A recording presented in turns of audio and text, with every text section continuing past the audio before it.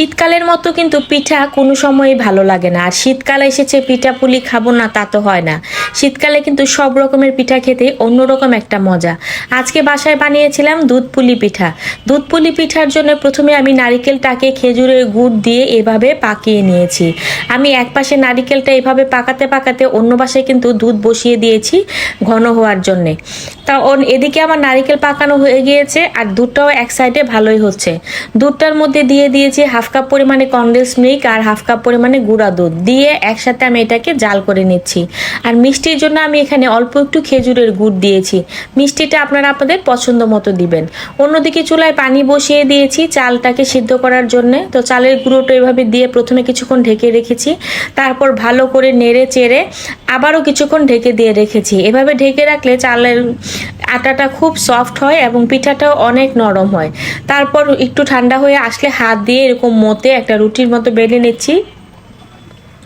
এইভাবে কাটার দিয়ে কেটে আমি পিঠার শেপ করে নিচ্ছি। আমি এখানে 2-3 রকমের পিঠা বানিয়েছি।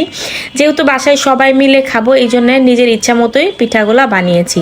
পিঠাগুলো বানানো হয়ে গিয়েছে, অন্যদিকে আমার দুধটাও জাল করা হয়ে গিয়েছে। দেখতেই পাচ্ছেন দুধটা কি পরিমাণ ঘন হয়েছে। এবার পিঠাগুলো দুধে দিয়ে দিচ্ছি।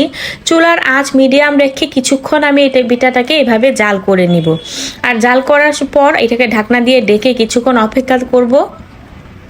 আমার এই দুধ পুলি পিঠাটা কিন্তু খেতে অসম্ভব মজা হয়েছিল আর এত সফট হয়েছিল যে বলার মতো না। শেষে দিয়ে মনে হয় যে মুখে দিলে একদম মিশেই গিয়েছিল। তো দেখতেই পাচ্ছেন পিঠাটা একদম রেডি হয়ে গিয়েছে। এইভাবে কতক্ষণ রাখার পর ঢাকনা দিয়ে ঢেকে আমি এটাকে নামিয়ে রাখবো।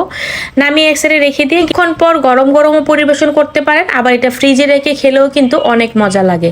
এখন আমি পিঠাটা বেড়ে নিচ্ছি আর পিঠাটা একটা কেটে আমি দেখিয়ে দেবো পিঠাটা কতটা সফট হয়েছে। একদম যেন মুখে দিলেই মিশে যাচ্ছে। আর এরকম পারফেক্ট একটা পিঠা বানাতে চাইলে খুব সহজে আমার এই রেসিপিটা সবাই ফলো করতে পারবেন। আশা করি আমার এই পিঠার রেসিপিটা ভালো লাগবে। সবাই ভালো থাকবেন, সুস্থ থাকবেন। আল্লাহ হাফেজ।